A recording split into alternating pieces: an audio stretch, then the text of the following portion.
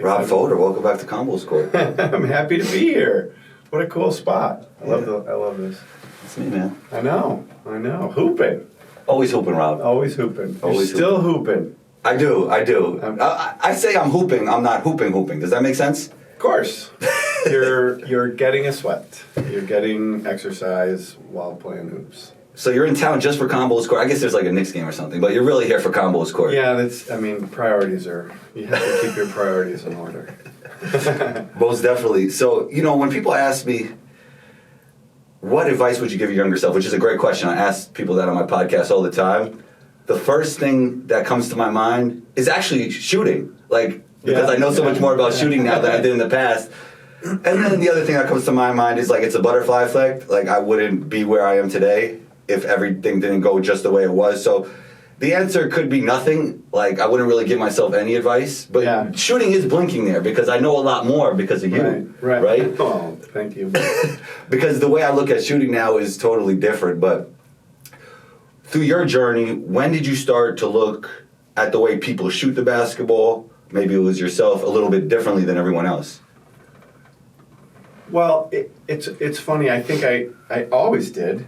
Whether it was consciously or subconsciously trying to solve the puzzle. But as I got older and through your playing, I'm trying to be pretty observant about how people do things and that. Because to give myself advice from the future going back, say what would I do differently, the way that I taught myself how to shoot, I don't think I would have changed that. Right. And I taught myself how to shoot. I never saw anybody else learn like this. And it wasn't because of this thing that I have now. It's just that I thought about trying to approach it differently because I was a little kid until 8th grade. Me too. Mine was actually 10th grade or 11th grade. I really grew. Right. So we have a similar story. Yeah. Well, and so if I were to give myself advice, I guess a couple of things, just from a basketball sense. I mean, there's a whole bunch of other life advice I'm sure we'd go back and tell ourselves. But from a basketball sense, I think I was lucky in a couple of respects. I was a reasonably smart kid. So I was early in school. To give myself athletic advice, I was a 17-year-old college freshman. I should have been a 19-year-old college freshman. Like everybody, that helps. Like everybody else. And had I been that I had 2 growth spurts. Because when I left, I moved to a new neighborhood. I moved from downtown Detroit out to the suburbs when my mom got remarried. Now I'm in this new place, and I'm a tiny midget kid. I was 5'3" when I left 8th grade, and there were people. I had one of the kids on my team was dunking in 8th grade. Yeah. It was making it. When I was a kid, there was a bunch of kids like that. Yeah. And I didn't understand why. That kid's 2 years older than you, or older than you. Right. Like, oh, okay. So I think if I would be able to redo this, I would have gone to college at the right time. Because when I was 19, which for me was at the end of my sophomore year in college, between my sophomore year and junior year, I just became a whole different. I grew 2 inches in college. When I left 8th grade, I was 5'3", 5'3.5". When I came back for 9th grade, I was 5'11". Didn't sleep much very much that summer. You were in pain. In a lot of pain. Yeah. But when I came back, there were people that were friends of mine from school didn't recognize me. Who's that? I said, well, that's that angry little kid that everybody's been picking on. That gives you a chip on your shoulder. Yeah.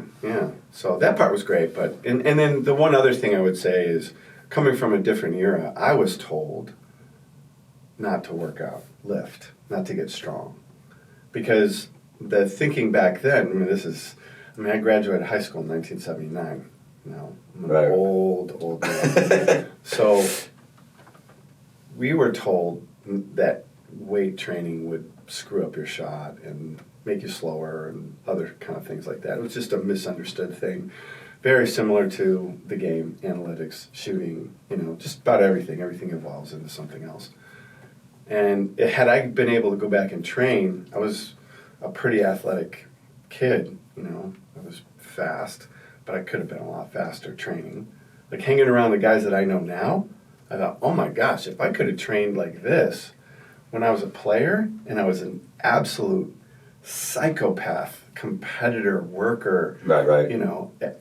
I would have had I'd had a 45-inch vertical jump, and I would have ran probably at least a tenth of a second. Well, it was close to 40 anyway, right? It was 40, Yeah. But imagine if you trained every day for it. 100%. Yeah. You never know. Especially with our guys now, like being around my Heat guys, they said, "Oh my gosh, we could have put 8 inches on your jump," and I thought, only needed half of that. Besides being able to jump higher, it just makes you quicker. It makes you more explosive. It makes you, everything. But that part I would have, go back, train, get stronger, learn, go that angle like the modern game. And then wait until I was the right age to go to school. And, the basketball path would have been very different, probably. But then again, I think about it, then I probably wouldn't have gone down this road. The butterfly effect. Yeah.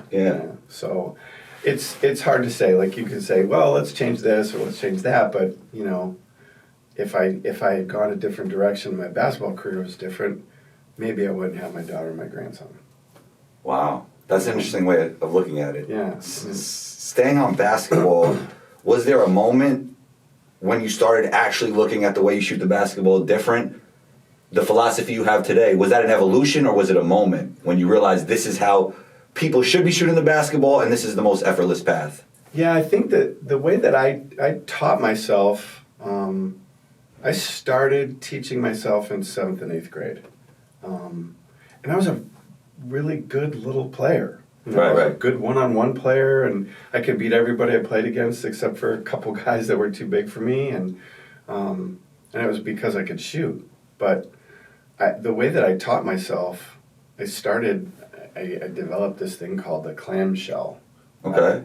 So if you think about it, the one thing I did pick up on quickly is that the most important thing to shoot the ball well was to shoot it straight. Right. That's never changed.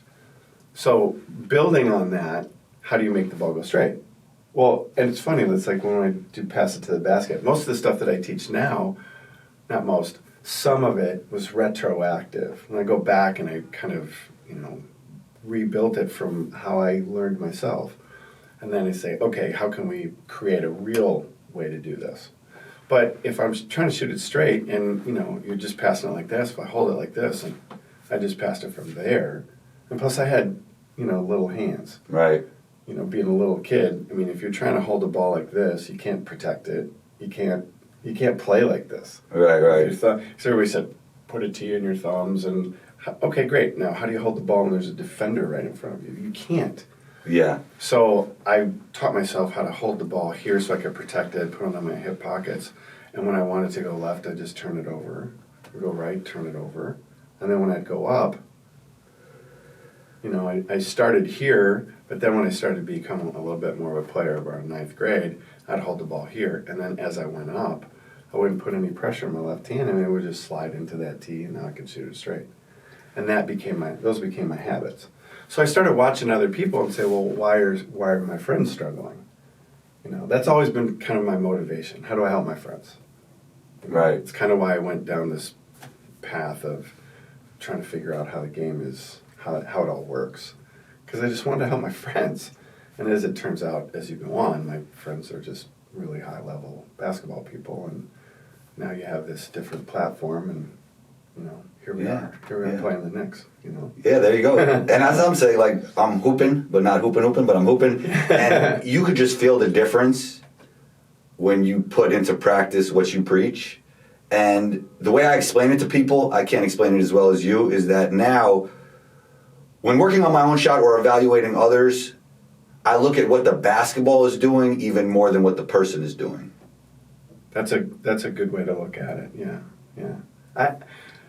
I have a lot of people that'll come to me with a new technology, gadget, gizmo. Here's what we can do. We can take these angles. I think I've had this conversation with you before. cameras where you have a camera from this angle, a camera from front on, from top, all that kind of stuff. So you can show the people, and then they create an avatar to show the player what the player is doing. And I always take the reverse approach. I said, that's great, but from a simplicity standpoint, players are really talented scientists and artists. And there's a whole bunch of categories that everybody falls into. But if you put them under those two big umbrellas, some people want to figure out the details, other people paint. You give them an image and they create an image. Right. The others are, the scientists they'll figure out how to create this picture by the little pieces, putting them together. So anyway, I said, if you take this picture, rather than have an avatar, just take the video and take the player out. Yeah. And let him watch what the ball does. Because the first time you see that, and when I had that conversation with you or Mike or anybody that I teach, and I say, if we're trying, and you've seen that, if you're trying to create this perfect arc or this shape of the ball for a shot, before. I said, what does it actually do? Right. And everybody, when they grab it, they stick the ball out, and then they do this, and it goes, there's 3 different directions. Well, okay. A lot of people will talk about the swing of the basketball and this movement and that movement, but from just a pure physics standpoint, efficiency of energy, when you have inertia going, you basically start the ball going this way. Then you have to stop that energy. Then you have to redirect it backwards, stop it again, and then redirect it forwards, all while where we are, the best players in the world are trying to stop you from doing that. So if you've got to do 3 things just on your own, while you're trying to catch your balance, while a lot of people are trying to find the seams and run full speed to get away from the fastest defenders in the world, how are you going to make that work? So just from an efficiency standpoint, if you just approach it from the physics, the geometry, and that kind of thing, it actually simplifies things, even though it sounds like a complex conversation. Yeah. Because what you're trying to do, and the path of the ball, it'll have a slight curve simply because your body has curves. If you put the ball in your hip pocket, and grown men athletes, when you pull it up, you can't draw a straight line from your hip pocket to your shoulder because your body's in the way. So you're going to have shape, but the better that you can, the closer you can trace that shape, and you're trying to achieve, perfection. I always get a kick out of that because when I ask that at clinics and camps, I'll say, kids, fill in the blank. Practice makes what everybody else perfect. And I go, I said, there's no such thing as perfect. There's only striving for perfection. Right.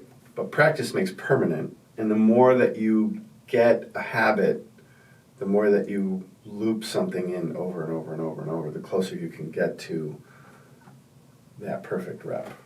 Yeah. Did you ever see Ford versus Ferrari? No. It's a phenomenal movie. Christian Bale plays a driver, Ken Miles, when Ford was trying to win the 24 Hours of Daytona.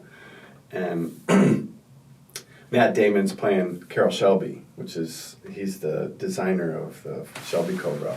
Anyway, Ken Miles is talking to his son, and he's talking about the lap at 24 Hours at Le Mans.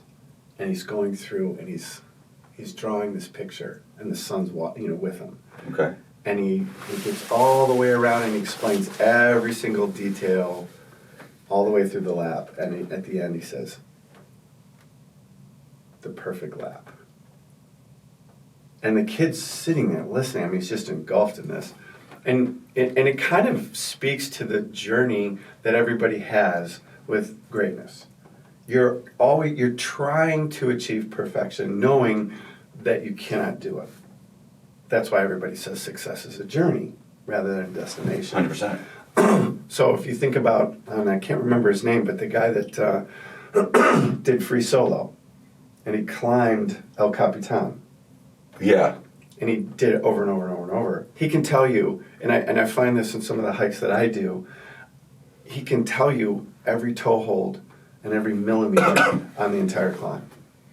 And that's what That's why you hear that phrase, amateurs work till they get it right, professionals work till they can't get it wrong. And that's when you start going down this road of perfection. So if you're doing that, simplicity becomes a big deal. Because the more complex things are, obviously, the more difficult it is to achieve perfection or to repeat consistently. So from a shooting standpoint, when you start talking about how do you shoot quickly, how do you shoot and do your preparation early and create the most efficient path, the most efficient transfer of energy, et cetera, et cetera.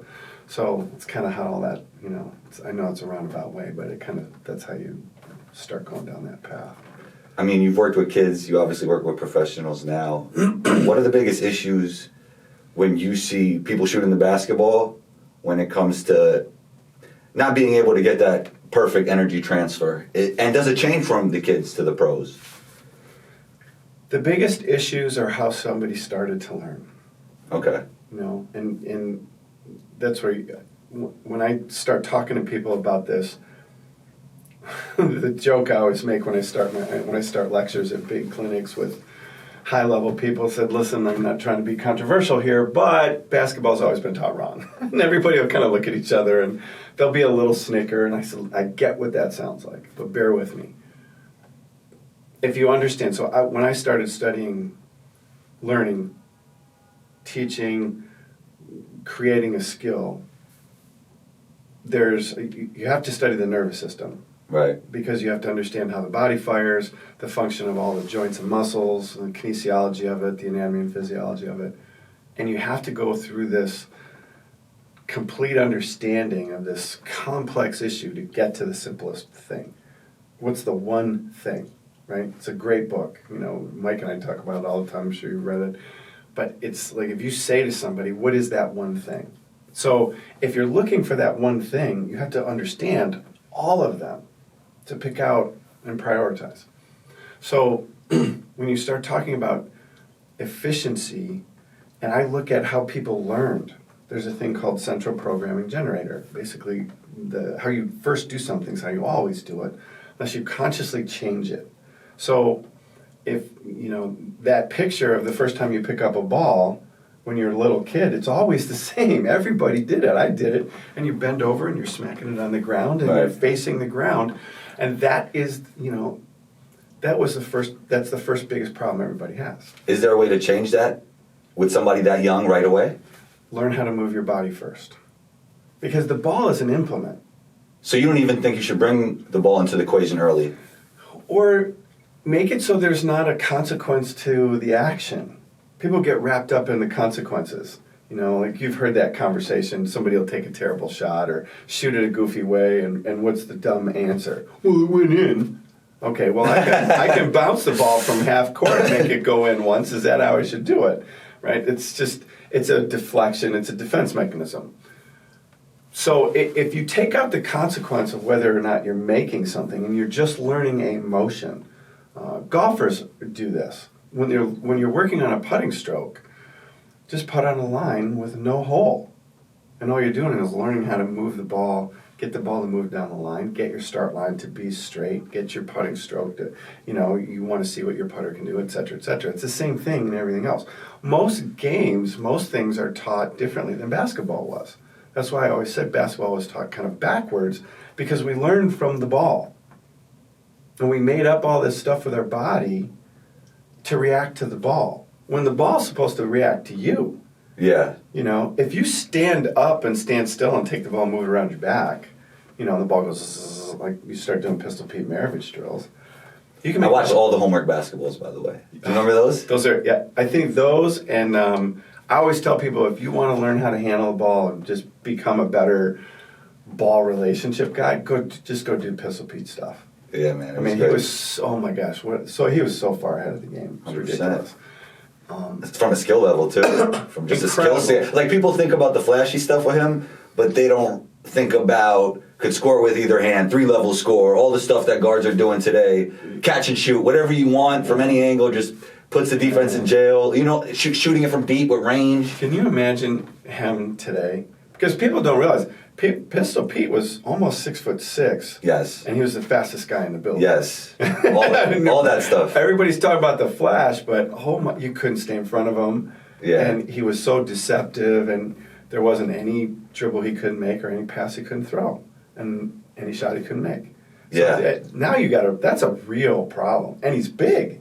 Yeah. And he can shoot it, the width of his shooting window is as wide as his hands could be. He can shoot it all the way over here, all the way over here. An absolute problem. Yeah. Yikes. When you watch players like that, I mean, you must look at the way he shoots differently than maybe others do. Was there something, like, did he have great energy transfer? I don't know. I never really went back and thought about it in that way. The one thing about greatness is it's kind of universal, The way that you get there is obsession, commitment, drive. And people have a negative connotation of that word, obsessive. Yeah, it's like... Unfortunately. Greatness always talks about obsession is the lazy man's word for dedication. I agree. And that phrase, that kind of rung out with me for a long time. There was a T-shirt, so one of the reasons I got into shooting, there was probably arguably the best shooter that's ever touched a basketball was George Lehman. This goes back. Yeah, a New that's York a while guy. ago. I saw George do a lecture on film, and then I got to see him in person. Now George was a big guy too, and he was a competitive monster. But I watched him walk into the gym on a Pro Keds video, and the first thing the caption says, "This film is unedited." And you watch him walk in, and he proceeds to walk in, take his sweat jacket off. They were doing the thing with the toss back, and his brother, Austin, who was arguably the world's fastest ball handler at the time, and he comes in and makes 257 jump shots in a row, puts the ball down, and leaves. Now, I'm watching this, so then I went and watched him in person, thinking, okay, come on. So how old were you when you were watching him, and how old was he? Around? I'm guessing I was either in junior high or just at the start of high school. Okay. So when I went to a lecture, he was in the Detroit area. Same thing. I watched him walk in the gym, and he started shooting. And he was the easiest guy in the world to rebound for.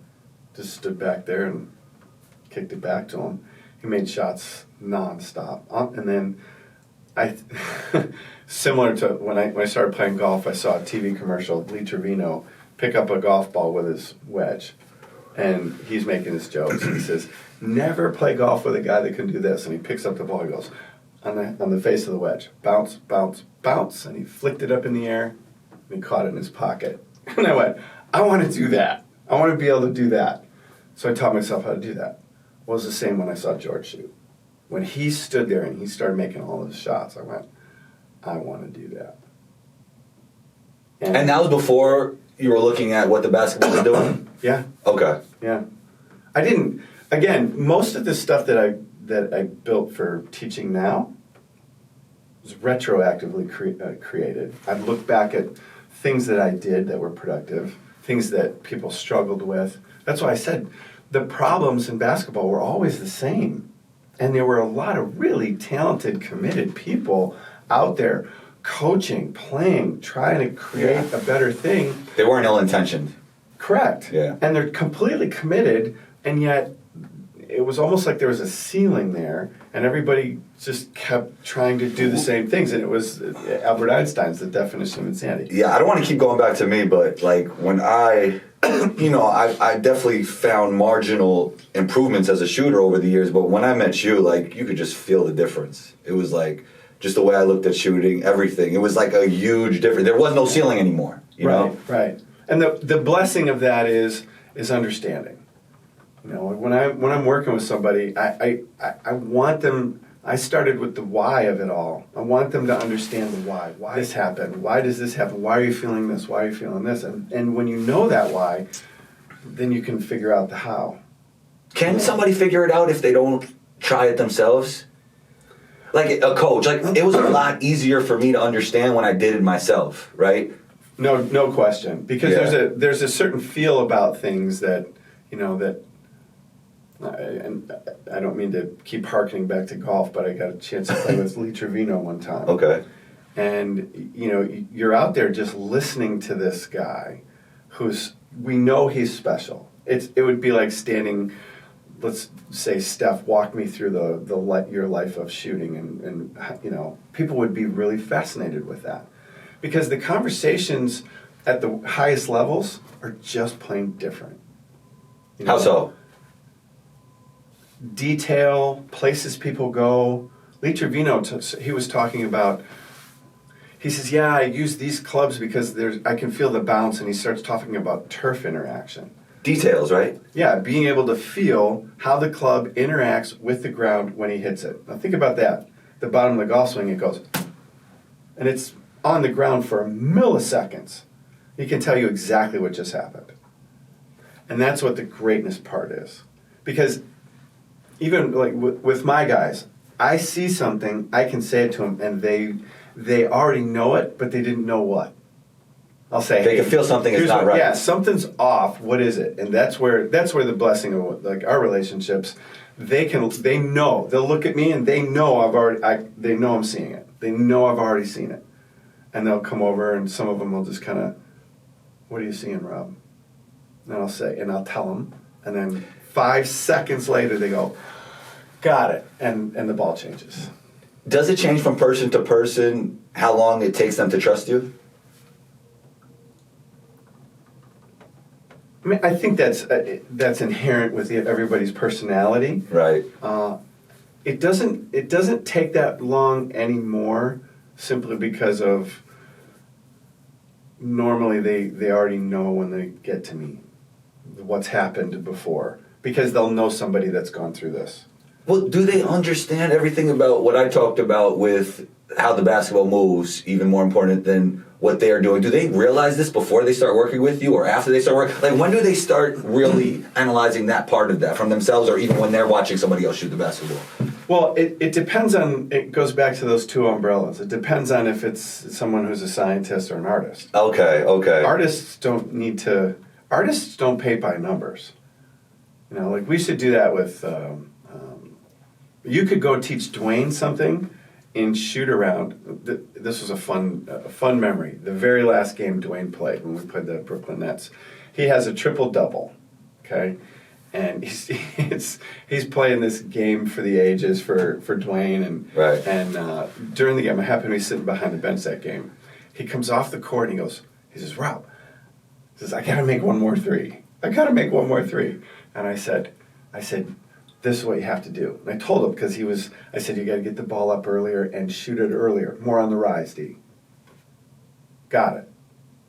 Now imagine, he walks out on the court, and he's obviously done this stuff before. But he walks out on the court, and I watch the first shot he shoots, about a 17-footer. I watch him make the adjustment. And then he knows. And he goes and makes another, he goes and shoots the next three, and it looks as easy as it can possibly be. And then he throws the last assist over to Udonis for the triple-double. But he's an artist. Like, you can say something to him, you can show him something in shoot around, and he'll take it in the game. He's done that with Chris Quinn. He'd go back and forth with Quinny, and Quinny will say, "Here, do this, do this, do this." And during the game, he'll do something he's never done before. He just did it that morning, and he'll point over at the bench. "Yeah, that was it. I just did it." But that's an artist. Okay. More of the categories. When the scientist wants to understand and get the details right, and then there's mechanics who have to kind of work out the kinks, and they work through stuff, and they'll try this and try that until they finally go, "Oh, there you go. That's what works." So wow. I think podcasting is an art, but I think I'm more of a scientist. Maybe. Yeah. Well, you've had millions of conversations with me. What am I? Well, I think what happens is... Not to make this all about me. But it should be. See, like it says... That's true. But I think what happens is these things... There's an artist in everybody. There's a scientist in everybody. There's a mechanic in everybody.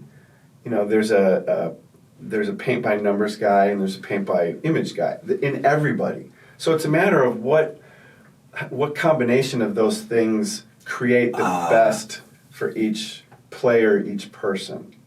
So when you have somebody that understands the why of it all, And then you can just give them the picture to paint. So they don't go through do I really want to do it this way?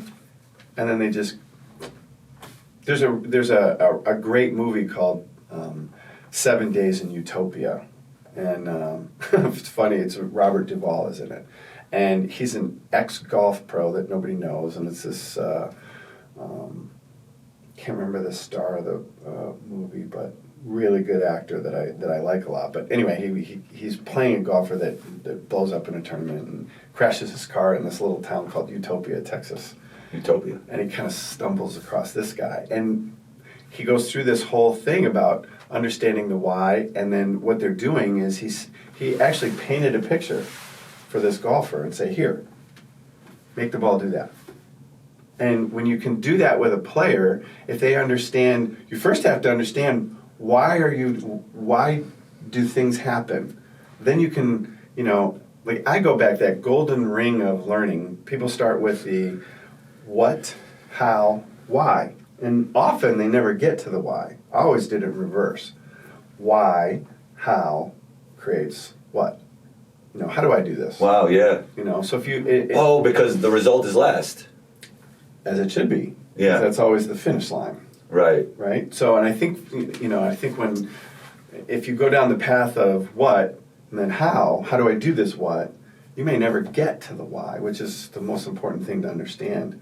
Because then, when you understand the why, you can now, you open up this thing and you create this whole world of, I don't know, call it whatever you want, art, that, or some gift that you're giving out that, here, this is what I'm capable of, this is what I, like you think about people have this in their minds, they have a why of, I want to, this happens, I want to understand this, and oh, well, this is how it happens, this is what it is, and you start creating these incredible innovations, and it's, I don't know how to describe it, but it's this almost otherworldly thing that it's hard to put it's hard to put a finger on, but everybody knows exactly what you're talking about. Yeah, you mentioned ball early with D Wade. Did he just realize that in the last game of his career, or this is something you always work on, and this could lead to like a broader conversation of sequencing, right? Yeah. So did he just realize that there? Could this have helped him earlier in his career? No, but basketball's a game of habits. Okay. So he knew that this is what you wanted him to do, right? Oddly, I think his last year he had his best 3-point shooting year of his That's career. how it goes sometimes, right? Yeah. Yeah. And it was a small jump from his previous best, but I think he had his two highest volume makes in the NBA in his last year. Well, the game was changing too. And so was he, obviously. I mean, as you get older, you have to evolve your game. But shot profile, all of that. Sure. Yeah. But the idea is, he was able to make the adjustment right then and there, just by a suggestion, where you may not be able to do that with others. That's what talent level is, And plus, talent matters. Talent matters. Talent is the number one separator of everything. Yeah, it is. Yeah. It's always going to be. You can outwork some talent, but when talent has work ethic, then you have Kobe, Giannis, LeBron, Mike. You have these generational talents. Go back, Pistol Pete. But the guy with the work ethic and not as much talent will maximize what his career will look like. Like, maybe there's a fringe NBA guy that had to work really hard to get there, right? Yeah. Maybe not the most talented, but he made a career of himself because of his work ethic, right? Yeah. Yeah. Or depending on what the game thought of him, how he changed himself and turned into another. You can think of those stories all over the place. Right. Heat are full of them. Guys that nobody ever heard of. All of a sudden, whoa. Yes. Where did these guys come from? Yes. So you're looking for that DNA, that work ethic DNA, that competitiveness, and then you had this.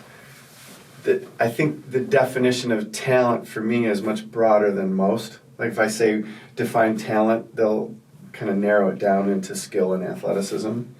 rather than mental processing and the ability, the basketball IQ has become kind of permeated vernacular now. It's like, whoa, that basketball IQ is really high. That's great. But that ability to process the game faster than... Wow, faster you told me than something crazy the other day that I never thought of. You told me that when people think the game is slowing down, it's just their brains moving faster. Yeah, the game never slows down. Game's getting faster all the time. But it's Keanu Reeves in The Matrix, He says, wait, he's talking to, it's Neo and Morpheus, and Morpheus says, and Neo looks at him and says, wait, so you're telling me that when I get this, I'll be able to dodge bullets? That's when he says, no, Neo. When it's your time, you won't have to. Basically saying your mind is going to control everything out here once you break out of the matrix. So you see, and you have to go through this process of believing that your brain is capable of doing it.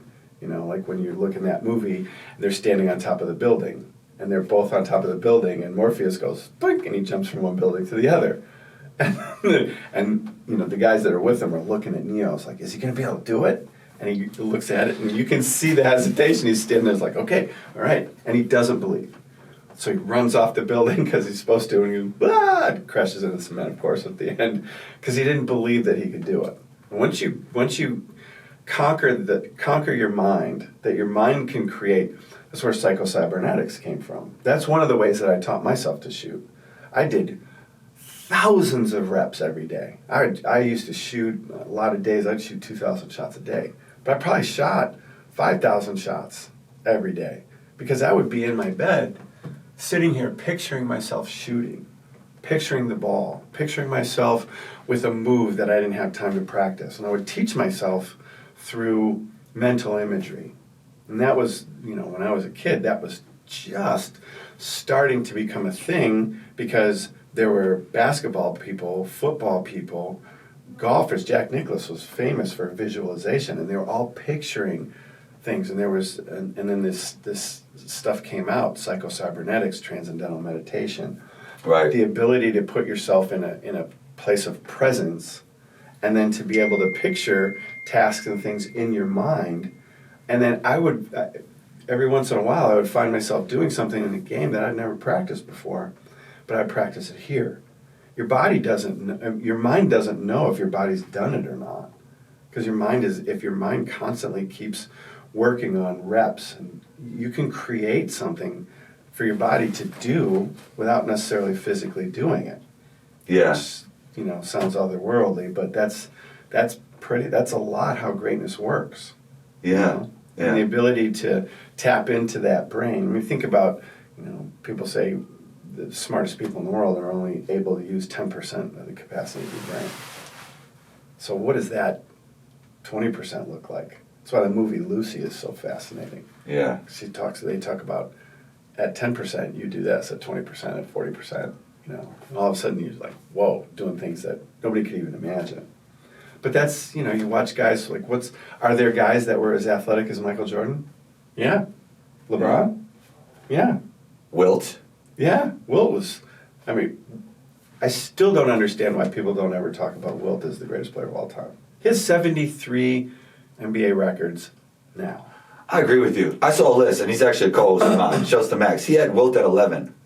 And I didn't text him yet, but I'm going to text him. Max, you had Wilt at 11. I'm talking to the camera, Max. Come on, man. He I'm averaged talking 50. to you too, Max. I don't know you. You've seen him pop up on my IG. Yeah. But that guy led the league in every single category that there's ever been a statistic for. He would have led the league in block shots, and he'd probably lead the world in block shots. They didn't keep block shots when he was there. Imagine that. Yeah. Yes, that is true. I think it was around like the Akeem era, or before, a little after that, when they started counting it, right? And they kept track for Bill Russell, which is why I can't figure out why they don't have it for. Oh, really? They did? Yeah, or some. They said, so they were like, they probably thought, well, Bill's getting so many of these, we got to start counting them. Maybe, yeah. But those guys overlapped, and I couldn't figure out why they couldn't. I would love for somebody to go back in the archives of every game, every film, and go see how many block shots they have. Yeah. Because here's the guys that average, 25 rebounds a game for their career. Here's a guy that averaged 50, led the league in assists. And we said, wait. Wilt says, hey, they said I couldn't pass. Led the league in assists. Led the league in assists. Scored 50, average 50. Now think about that now. How'd you do last night? Combo, how'd you do? I had 35. Oh, that's a great night. Nah, I gotta get 70 to get my average. Yeah. Yeah, I gotta get 65 to get my average. On the bad nights, you're getting like 42, 45. Right? You score 42, you gotta score 58 the next day to keep your average. And think about the motor he must have had. It's ridiculous. That, I remember scoring 30 overseas. I was exhausted. Imagine 50. This is the appreciation this is the hard thing that people don't understand about the true great players of the world. Well, do you think it's tough to appreciate the greatest players ever if you haven't been through the channels? Well, and I think there's some great analysts of the game that never really played, but yeah. I do think there's a different kind of perspective when you've seen grassroots, when you've seen high school, when you've seen college, when you've seen pro, and then you could kind of appreciate the highest level a little bit more. Well, I think you can have a certain type of appreciation, yes, but there's a depth of it for people that were doing the same thing. Yes. There's people that can appreciate what Michael did. I'm sure Kobe appreciated what Michael did more than everybody else did. He was living that same thing. That's why some of the guys who played against him would never ever say anybody's ever greater than him, right? Because they felt it. They felt the. Yeah. I mean, this has been talked about. They felt the fear. People talk about that. And they'll talk about the same thing. They'll talk about that guy Larry Bird. Yes. It's those. You go watch the guys talking about Larry. Well, Larry arguably has the greatest, in my opinion, one of the greatest peaks ever. His 3 years. Question. His 3 years, three MVPs in a row, 3 championships. And I think he was. I want to say he was. Those 3 MVP years, were they 3 championships as well? I think no, it wasn't in a row, but he definitely had those 3 MVP years, and he was 30, 10, and 10, something like that. Yeah, he was 20, 10, and 5 for years in a row. That was a big thing until Kevin Garnett did it. And Giannis does it now, and Jokic. But the thing that people don't understand is really how hard it is to carry that water every single day. Tiring. And here's a great example, just what we're going to do today. We played in Toronto last night. Slugfest, we lose. We get on a plane, we have to go through customs. We had easily a mile walk through the airport, going through passport control. Now you got to drive into New York. Our guys are going to, I don't know when they're going to wake up. Who knows who's going to get their luggage? Probably got to sleep. Yeah. My bag was put in somebody else's room. I'm sure. I'm hoping anyway. So, but now you've got 3:00 in the morning. Now they got to get some sleep, and then you got to wake up and you got to turn around and play somebody that's got to play the Knicks, who are playing for things, as are we, and to try and do what you just did last night. And then you've got to get on a plane, go back home. You'll get home at 3:30 in the morning. You'll have a kind of a day off, which is treatment, getting your body right. And you're going to turn around and play Luka coming up. Yeah. And you got a desperate group over there. But you watch it's so hard to appreciate what that level of consistency is. We used to have graphs of people's performance. They'd have a great game, and then they'd have a terrible game. And what you did is you graphed every single game, a total metric for what they did.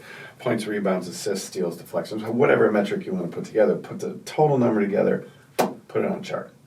And it'd be a great thing for people to do to check on their own games. People do it in other sports all the time. So you take that total number, and then the next game you play, what's the number? And then you just put a graph together. And what you do is you draw a line through from game number 1 to game however many you're going to play in the season. Hopefully 82. Hopefully 82, hopefully 100. Yeah, oh, that's right. I didn't think about that. Yeah, 100 of that. So when you do that and you see all these numbers, what you do is you draw a line through the middle, and that's your consistency graph. And when you see, when you follow these lines and up and down and up and down, it gives you an understanding of how hard it is for guys to just plain produce all the time. Yeah. And the guys that do it every night until somebody will say, you got to get more, like, well, Steph shoots more threes than everybody else. Okay, great. Go get off 13 threes a game. Go try to just... Yeah. Try to just... If the defense knows that you're the three-point shooter, go try to get one shot off. Yes. And people are mad, well, he's got to take more threes. Yeah, okay, we know that. So do they, so does the defense, so does the game plan, so does everything else. It is so hard to get off those shots. 100%. When I'm evaluating draft prospects, I always look at how effortlessly they get off their shot. I think that's really important. Yeah. Yeah. And then see how they can move from one place to another. Yes. You know? That's a lost art, is how fast, like the sprint catch and shoot guys. You watch these sprint catch and shoot guys that never dribble. Yeah. You know how hard that is to get a shot off? Because people are chasing you at 100 miles an hour. They don't have to react to the ball. Yeah. And they're just, so it's a fascinating game, which goes back to, this is why efficiency is so important. If you're sprinting as fast as you possibly can, and the guy that's bigger, stronger, faster, longer than you is sprinting fast as he can, you got to catch it and get rid of it. I want to see you catch it and move the ball in three directions and produce results. Yeah, that's tough. Right. As soon as you say that, it's like, oh, wow, I can't do that. You mentioned Steph, and I feel like he's the epitome of pass it to the basket. Yeah. I teach three completely different kinds of jump shots, and most of the game, probably 90% of the game, falls into that one category, that momentum, one motion shot. Right. But, it depends on the nature of your space. How do you create space to get your shots? Are you a quickness guy? Are you a speed guy? Are you an athleticism guy? Are you big? How would you compare the way Clay shoots it and Steph shoots it? Because it's different. Yeah, I mean, Steph is a quick off the dribble. Like, he shoots more shots off the dribble. He's a great catch and shoot guy too. Yes. Because he's so efficient. He catches the ball and his ball gets loaded and it's closer to his body than just about anybody. Yeah. And he shoots it from about his eyebrow. Right. Connected. Where Clay, it's a different... The thing about Steph is he's so skilled that you can't just run at him because then he runs by you. Right. And the thing that's great about what he does is he goes by you, then you go to react to recover, and he wants the three.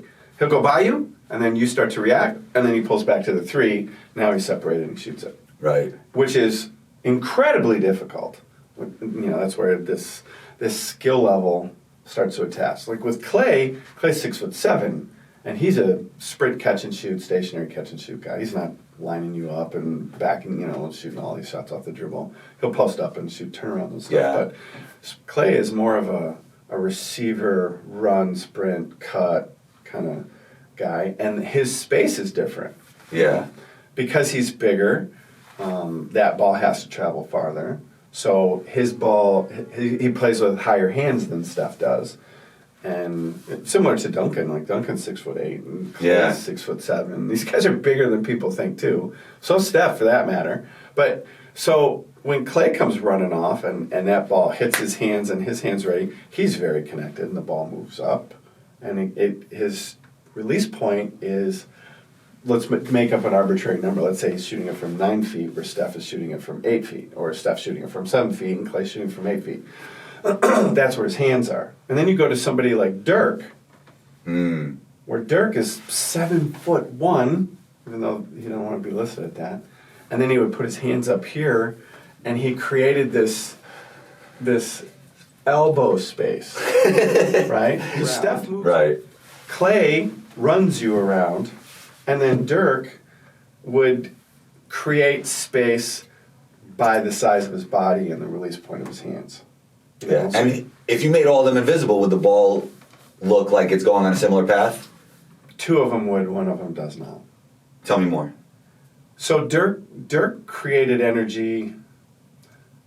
Steph and Clay do create energy with momentum and speed. So their basketballs would look similar if we made them invisible. Those two would look similar. Okay. Yeah. The actual part where it leaves your hands, the release point for those two guys, obviously is different. Yeah.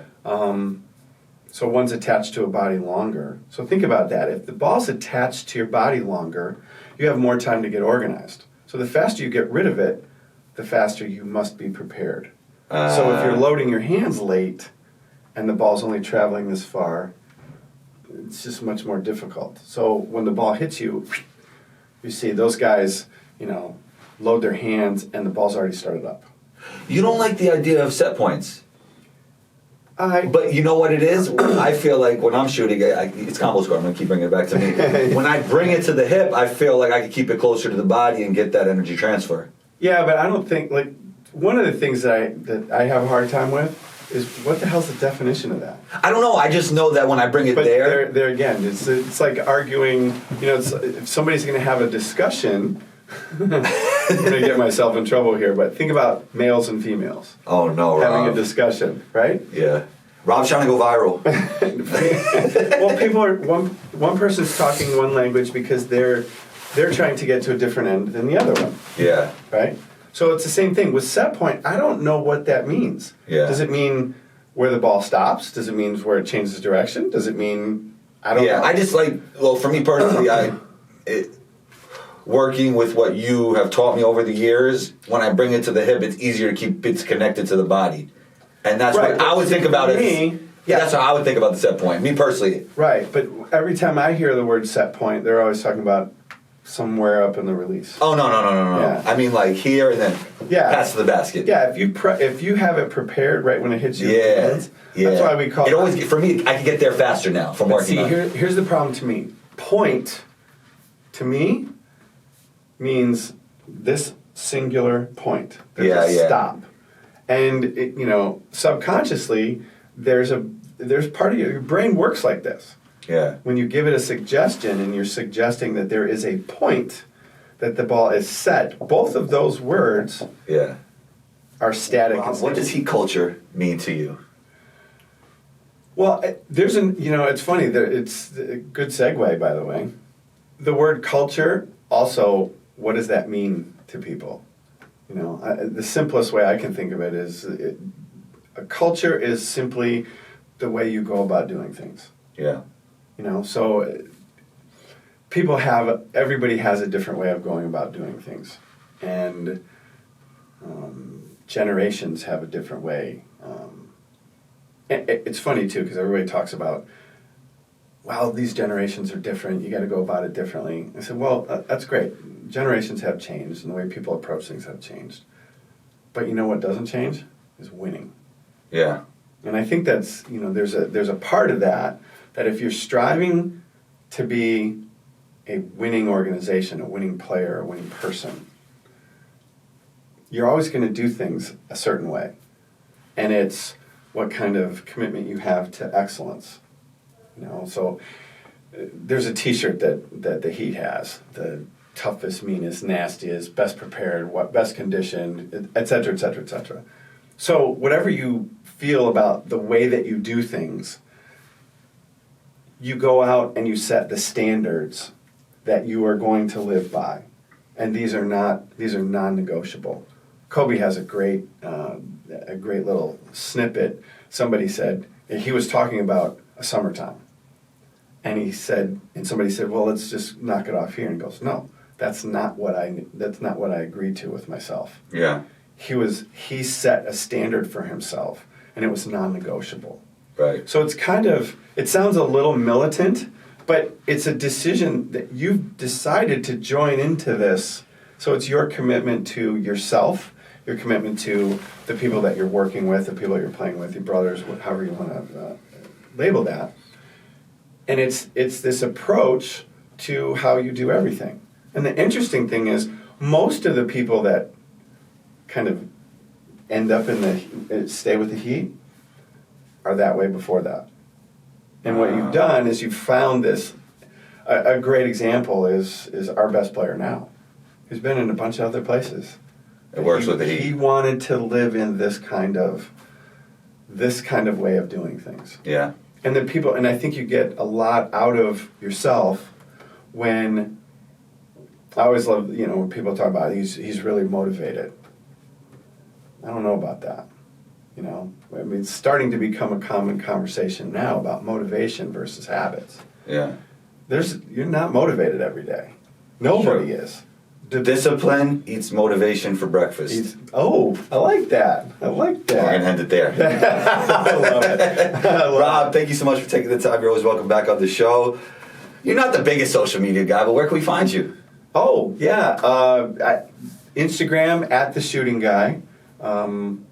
Yeah, I guess that's the only place. So. My God, I appreciate you coming by. Thank you for having me. Anytime. Appreciate Talk it. soon.